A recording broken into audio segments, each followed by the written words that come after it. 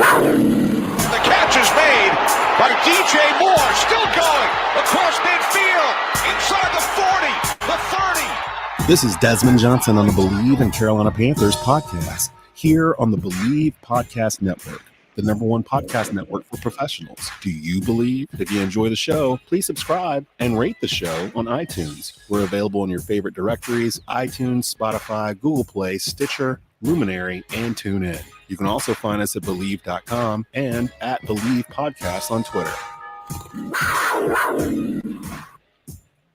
And welcome into a Thursday preview edition of the Bleav in Carolina Panthers podcast. I'm your host, Desmond Johnson, along with Schuyler, Callihan, beat writer for Sports Illustrated, and the Panthers' all-time leading rusher, Jonathan Stewart. If you're a fan of the show, you might notice Bleav sent us over a little razzle-dazzle in the couple of days since we've been out, sent us a new overlay. I want to appreciate everybody that's been finding us on social media, on YouTube at Tobacco Road Sports Radio, and of course, across all major podcast platforms. Just, appreciate the love we've been seeing and getting. And of course, it helps when you're winning. The Panthers actually winning some games, so it makes it a little bit more fun to talk about the Panthers. So I totally get it. So, guys like Just Bobby, it is open Mailbag Monday. You can check in with us either on that YouTube video, the live video that's streaming right now at youtube.com/at Tobacco Road Sports Radio. If you've got a hot take, if you've got something that's got you mad, because it is Tell Them Why You're Mad Thursday. If you want to give us a comment on the preview, Panthers versus Steelers, that'll be coming up here in just a bit. You can do so just like Bobby is taking advantage of right here. You can also comment on the Facebook video that's at Tobacco Road Sports Radio as well. The audio version of this will be out here a little bit later on this morning. Before we get into the preview, before we get into Tell Them Why You're Mad Thursdays, football is back. BetOnline remains your #1 source for all your football betting needs this season. You'll find the latest odds, matchup info, player news, and game trends. And as your continued source for all sports wagering info, BetOnline features live betting, free contests, live scores, and giveaways all season long. Always the fastest and easiest way to bet on all your favorite sports and events like MLB, MMA, tennis, boxing, and even golf. Head to BetOnline.ag to join and receive your 100% welcome bonus with your first deposit. Make sure to use the promo code BLEAV, that's BLEAV, to receive your rewards. BetOnline, where the game starts, and where we start typically on Thursdays. It's if you're new here, on Thursdays we do a little segment called Tell Them Why You're Mad Thursdays. Yeah, I'm gonna tell you why we mad, son. Where we've had the whole week to kind of sink our teeth into something that's irritated us in the world of football. Doesn't necessarily have to be Panther related, but we try to keep it football related here with college football winding down. I'm not sure where we're going to go with this one. Stu looks deep in thought. Which one of you guys want to go first here on Tell Them Why You're Mad Thursday? Yeah, I'm gonna tell you why we mad, son. Whatever way he's at. Say what? You want to go, Stu? I think Stu's still muted. I can't. Hold on. I can't mute you. Unmute yourself. Oh, there you go. There it is. Hey, yeah. Schuyler, you should go first. All right, I'll go first. And really, it should be Tell Them Why You're Glad Thursday because of the vibes around here lately. Yeah, I've been feeling pretty good. Yeah. For some reason, I keep going back to college football, and I think it's just because it's kind of annoying what they all do. Last week we talked about transfer portal. This week it's the college football playoff. I know everyone's kind of upset about it going from 4 to 12, but in honor of Mike Leach, rest in peace, he hit it right a couple of years ago when he was at Washington State, and he talked about it. Like, you look at everybody else, whether it's from Pee Wee football, middle school football, high school, Division III, Division II, FCS, NFL, they all have fairly large playoffs, like 16, 18 teams. And everyone's kind of been upset about how Division I's now going from 4 to 12. Listen, I don't know about you, but I'm tired of seeing the same 4 teams every single year. And it almost puts it to where you have no room for error. And if you're one of those teams like, I don't even know, like that's not a blue blood traditionally, let's just say like North Carolina, for example. Oh, let's pick my boys.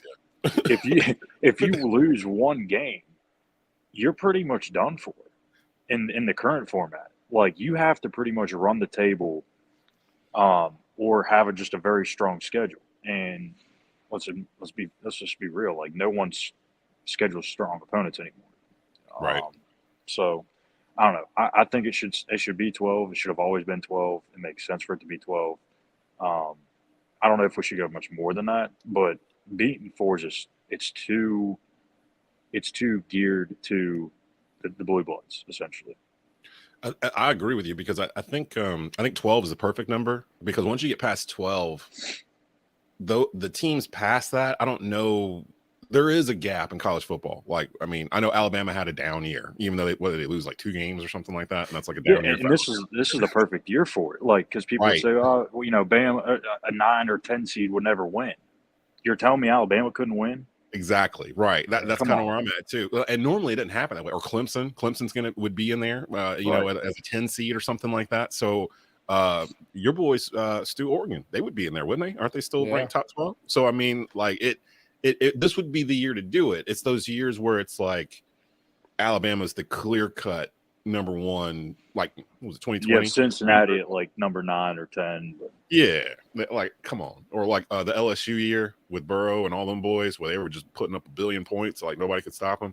Stuff like that happens, but I think the playoff will level it out a little bit. Actually, I think it's going to be great for college football. It's one of the reasons why I love college basketball so much, because of March Madness and teams getting knocked off you didn't expect to get knocked off. It's all just like a one-off type situation. It's not a series or anything like that. I can't wait for it, because it's hard for me to get into college football for the very reason you just said, where I feel like it's the same 4 teams that float at the top of the preseason poll, and they kind of get a mulligan if they lose a game early. Like Alabama. If Alabama loses in October and they were ranked number 2 or number 1 all year, they're not going to fall very far, and they're going to be in a position to move right back up. But that doesn't happen for a North Carolina or whoever it might be. They lose 1. They fall really far back, and they don't bounce back off the name brand, I guess, is what you can do. So I'm feeling that one. Yeah, I'm gonna tell you why we mad, son. Jay Stu, what's up? What's up, baby? What's going on? I really don't. I'm really not mad. I feel pretty good today. I do too. I don't really have anything to genuinely be mad about. That's okay. So I feel good, y'all. Like, I feel optimistic. I feel like the Panthers are in the right direction. I feel like, I mean, we always know you gotta be mad about Denver somehow, right? Russell Wilson got hurt, Sunday, so I don't want to harp too much on them right now, because we got a man down. So they're out of the playoff picture officially. They're out of the playoff picture. It's all good. I will say, I found it interesting. The Raiders lost to the Rams. I really truly believe that they should have won that game. I'm not really sure what gets in their way of winning games that they should win, but it's not my problem. I'm just in a good mood today.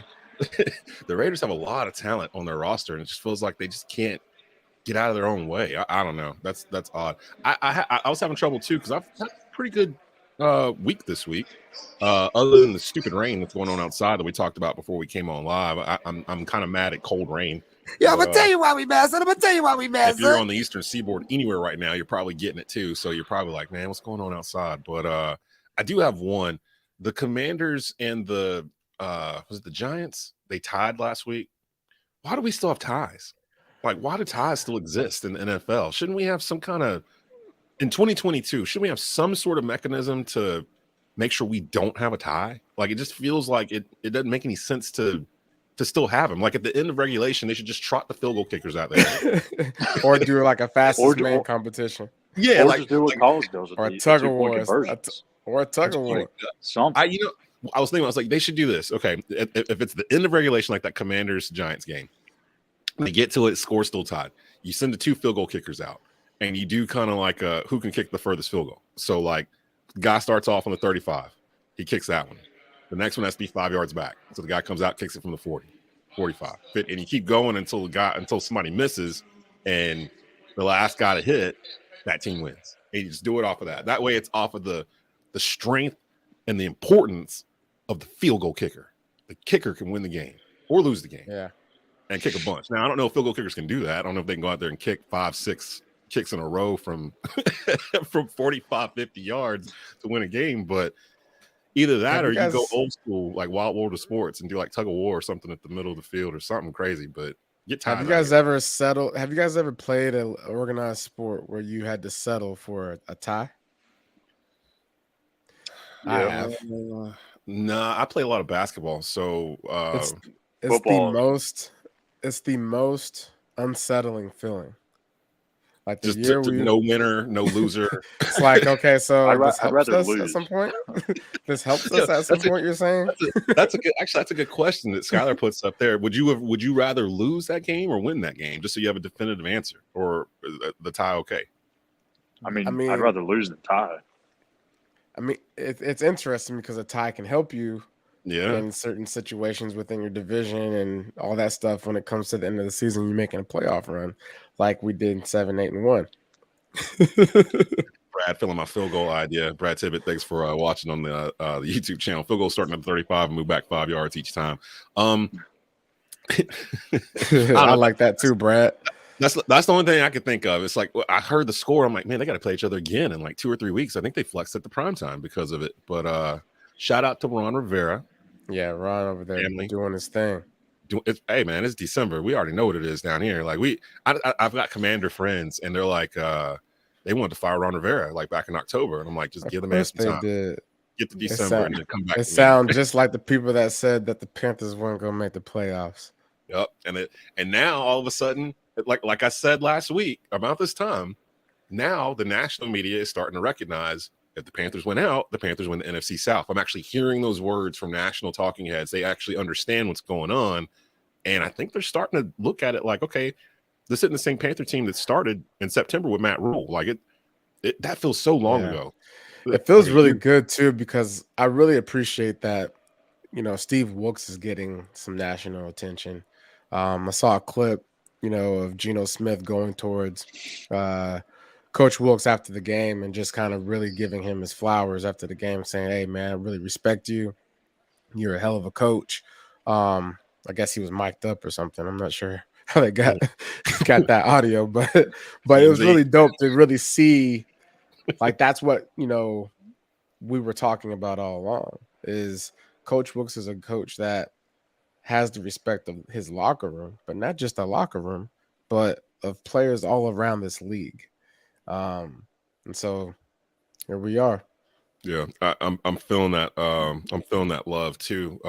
Going towards Coach Wilks. I keep seeing the national media also trying to push this narrative that David Tepper wants a young, offensive-minded coach, kind of like a Sean McVay or the next Sean Payton, instead of going to hire Sean Payton. But I think they're ignoring what's happening here, like what's actually organically happening. Where honestly, as it stands today, I think Steve Wilks is the front runner. He should be, unless David Tepper just wants to completely piss off the Charlotte area and beyond. I can tell you this: the Charlotte fan base is on board 100% with Steve Wilks, especially like my man said, protect the bank. That's something that's locker room talk. That's internal. Right? Yeah, I heard him say that too. Yeah. And so like for people to really get a glimpse of that, like, and really like see that this is some stuff that you hear out of a movie almost. Like, the story's wild. What if, can you just imagine? Like, I don't even want to go that far yet. I'm not even gonna. No, we're not gonna do but that. But I had a dentist appointment this morning. Cheese. But shout out to my dentist, Adrian Lineberger. Yeah. But Lamborghini. Lineberger. But one of the people in the office, was really high on Coach Wilks, and they were saying, I wasn't even planning on going to any games for the rest of the year. But he actually challenged the fan base to come and support the Panthers, like including the fans, making them feel important, because they are, like, not being afraid of saying, hey, we need the fans' help. We need everyone collectively involved in that stadium helps us win home games. So we need you there. I don't remember. That is huge. I don't remember Rule ever really appealing to the fans in that same manner. He was never really that type of coach. Yeah. Well, they were never really in a position where they needed the help either because they were never in That a too. serious game. I want to say he blamed the fans one week for something. Like he threw them under the bus for something. I can't remember what it was, but For being too loud. it was something weird. Like he blamed them for something. I can't remember what it was. Shout out to we can call him a Bleav in Carolina Panthers super fan. You, my boy Blue. He's here every episode. He's mad because he's about to have this meeting and we're on and he don't want to miss the show. We're sorry, man. We had. I'm gonna tell you why we mad, son. I'm gonna tell you why we mad, son. we all got stuff going on, brother. We had stuff to do today, so we had to go ahead and get this in so you guys can have it. You go back and watch. You can go back and watch it. You can go back and listen to it when you get out that meeting. Turn on some of the people in the meeting, like, hey, man, next time y'all schedule this meeting a little bit further back or just not on Thursday because sometime on Thursday, Bleav in Carolina Panthers is going to drop and I got to be there. So you, my boy Blue, we'll get you. We got you. Bradley Gore, it is open mailbag Thursday. He mentions, my question is, I know coach speak, but in the locker room, how much do players look ahead? I know it's crazy to say, but Detroit and that offense is a problem. How much do players look ahead, Stu? To be honest, I mean, there's probably certain personalities that can't help it. But for myself and for, Coach Skip, my running back coach, he always kept us dialed in on what was in the moment. And so, I mean, whenever you start looking ahead, you miss out on details. Don't forget, Steelers are well coached. Coach Tomlin, and how their season's going right now. They're kind of on the up too, right? They're fighting too. So I mean, very barely. But I mean, depending on their quarterback situation, I'm not really sure who's going to be playing quarterback. All I see is an opportunity for guys to pay attention to details and make the most of an opportunity on Sunday, especially on defense. But this is a team that can come in here, and I mean, we're favorite. We're favored in a lot of people's position. This could be one of those. What's the word? Trap games, right? Yeah. It sounds weird to kind of say a trap game for us. With the season we had. Detroit. Yeah, I don't have the NFL experience, obviously, but from the experience that I do know, and just from talking to everybody in here, and probably even gaining knowledge from Stu, like there's so much game planning that goes into just one game. Like to truly look ahead, you literally have to be looking at the next opponent's film to be doing that, and there's just no time for that. Like these guys have to focus on whatever they're focused on for this week against Pittsburgh. You can't start looking at film about Detroit or Tampa Bay or New Orleans. Like there's literally just not enough time in the day to even focus on the opponent you have this week. So exactly, I don't think that players can actually really truly look ahead. They may look at it and be like, yeah, this guy does this and that, but they're not spending much time on it at all. Yeah.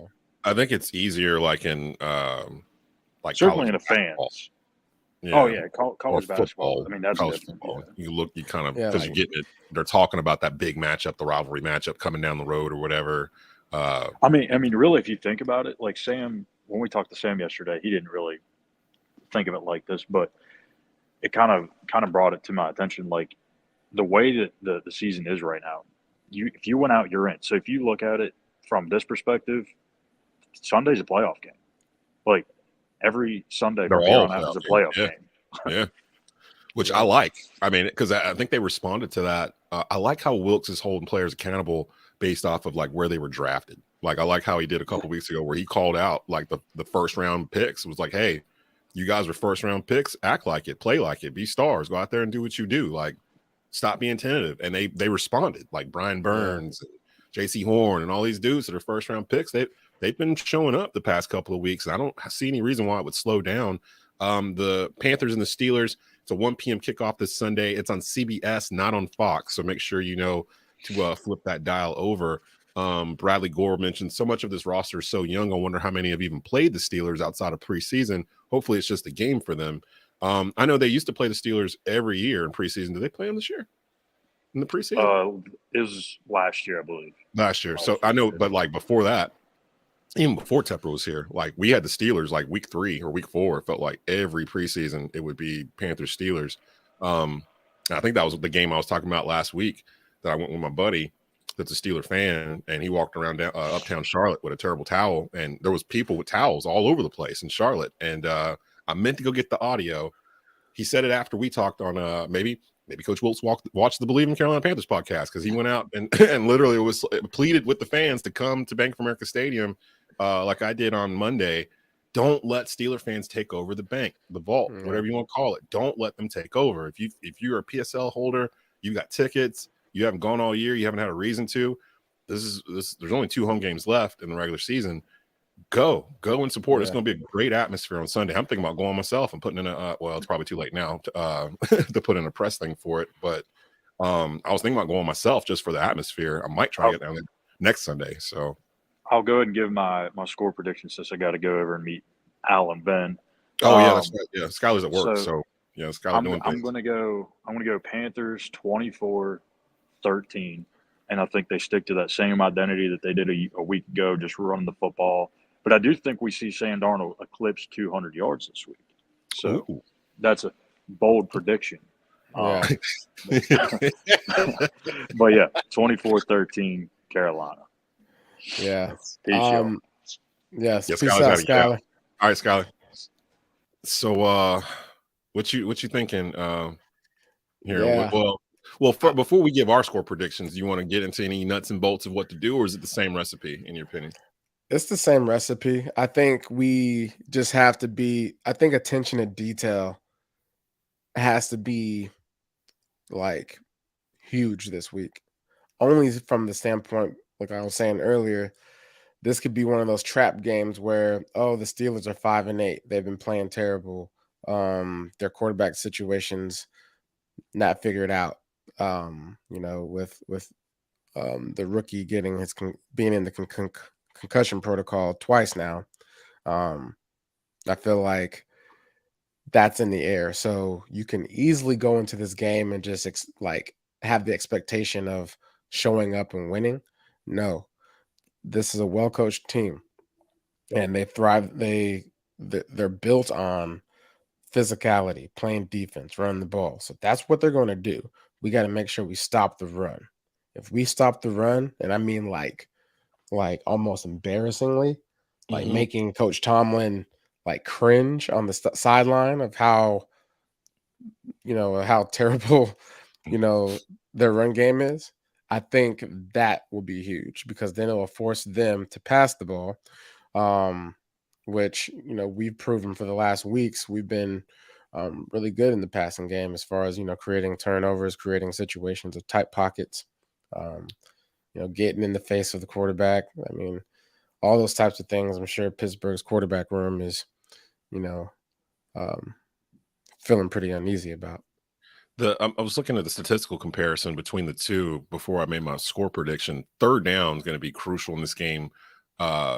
Pittsburgh is 16th in the league, third down efficiency. They're 40% in terms of conversion rate. We're dead last. Well, not dead last. We're 30th. We're at about 28%. A lot of that happened in the first half of the year, though. So some of those stats you take with a grain of salt. Pittsburgh's only averaging 17 points a game. We're up to 20. Yeah, last week looked a lot, but I'm seeing some things here. They rush for about 113 yards a game. To your point, Stu, that looks like something where we can actually really hone in on, like we've been doing. They give up 358 yards per game. They give up 115 yards rushing, so they can be had there as well. I want to say that I'm trying to find it. Last week, I want to say they gave up a lot of rushing yards to the Ravens, didn't they? Yeah, they gave up 215 yards rushing. Dobbins had 120 yards rushing, 1 touchdown, 15 carries. So he had explosive runs all over the place, it seems like. And then their rushing, their rushing attack has been I'm pretty sure, like I said, they're just, as an organization, just cringing at the fact that they can't run the ball the way they would like to. I'm not sure if they have injuries going on up at front that dictates that, but I know Najee Harris has been dealing with that foot issue. So I mean, they can be had. We got to make sure we got to make sure we just, stay informed. I mean, this is the Steelers. The Steelers have been Steelers for forever. We know what they're going to try to do. I didn't realize this, but Carolina is 1-6 all time against the Steelers. The Steelers have won 6 straight. Carolina's only win against Pittsburgh came in 1996 at home when the Panthers clinched the division title. So it's been almost 30 years since the Panthers have beat the Pittsburgh Steelers. I did not realize that. Of course, Panther owner David Tepper was a minority owner of the Steelers until he bought the Panthers in 2008. Just again, going through the statistical stuff, they look fairly similar as teams in terms of what they're doing on both sides of the ball. Time of possession will be key, just like it was last week. Panthers held the ball for almost 40 minutes last week. And the turnover battle, Carolina got 2 turnovers. I think the same formula: run the football, stop the run, let the defense go hunt, force some turnovers like they did last week. I want to see more J.C. Horn, Brian Burns. Like our dudes are starting to show up, and I really like it because I think for those guys like Brian Burns, of course J.C. Horn, this is really his first year. A Frankie Louvu who's come in strong this year.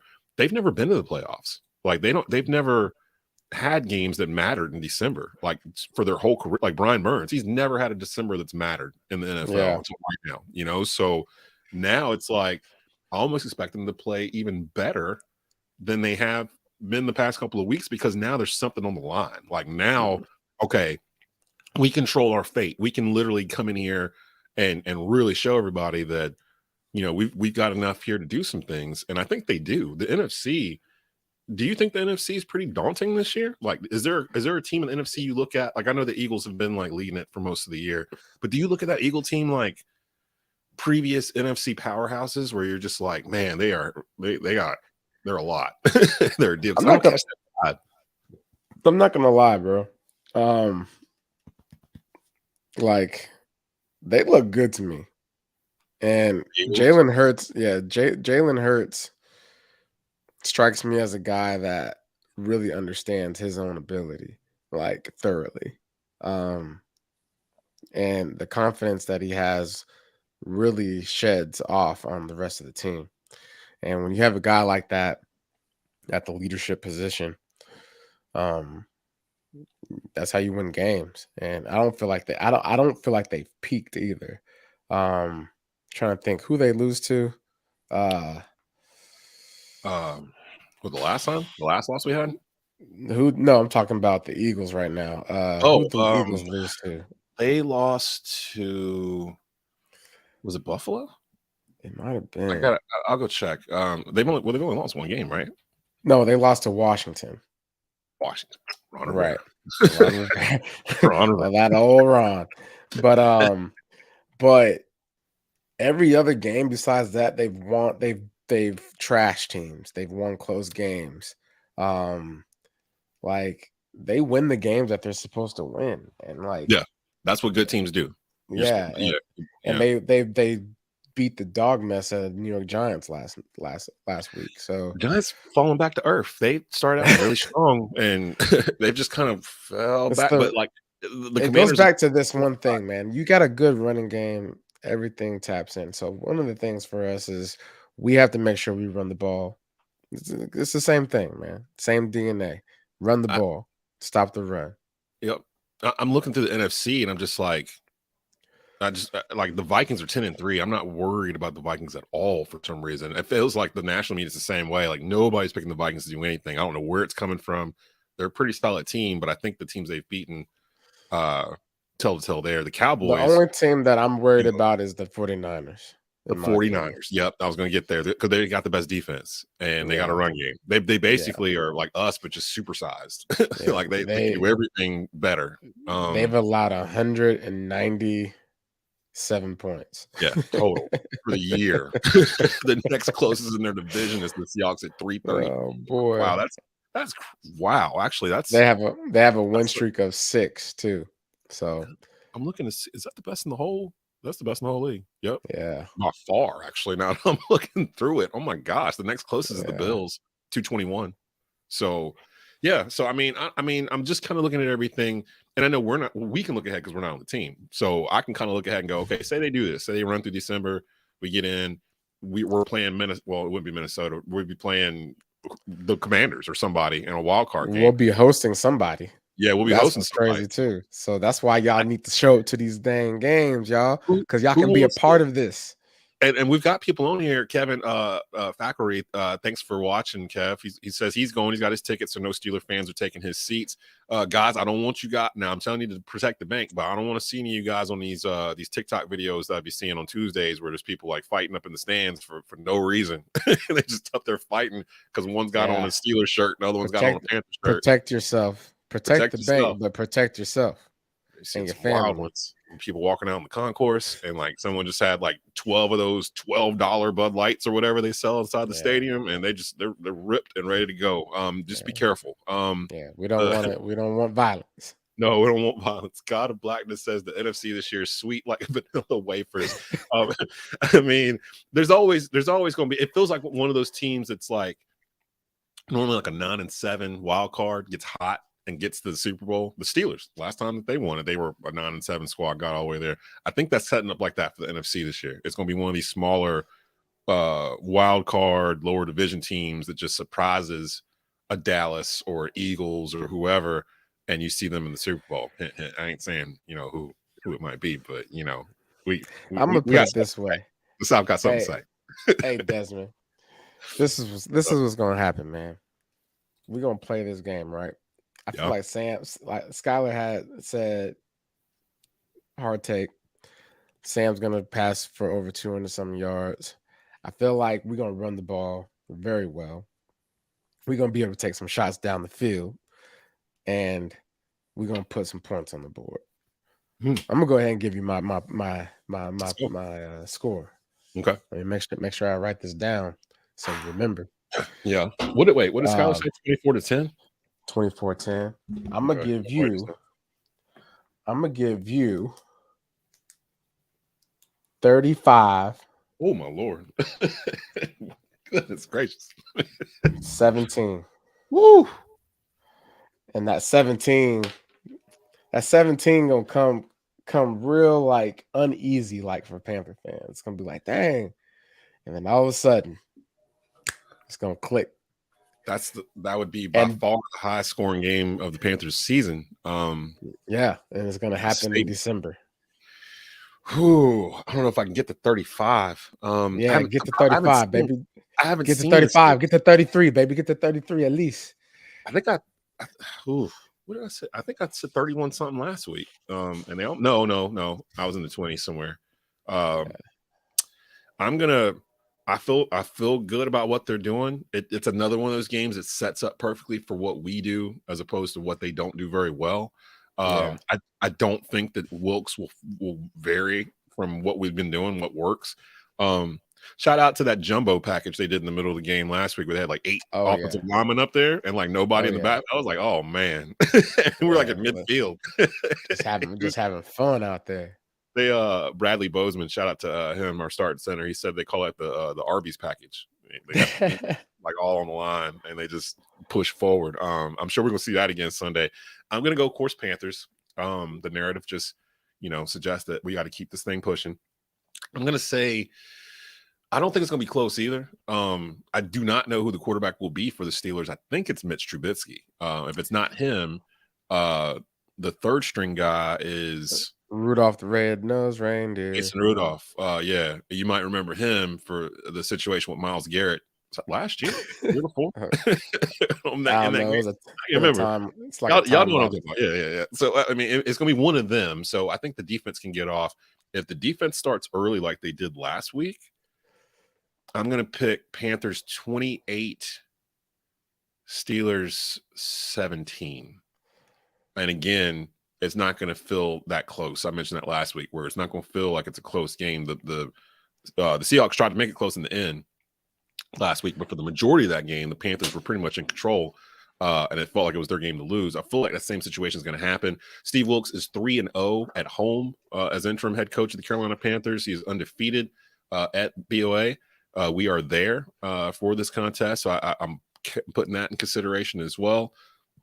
You, my boy Blue, must be sneaking in comments in this meeting because he's still he's still here. 28-10 Panthers. Cade Mays scores a rushing touchdown. Cade Mays, the guard, the offensive guard.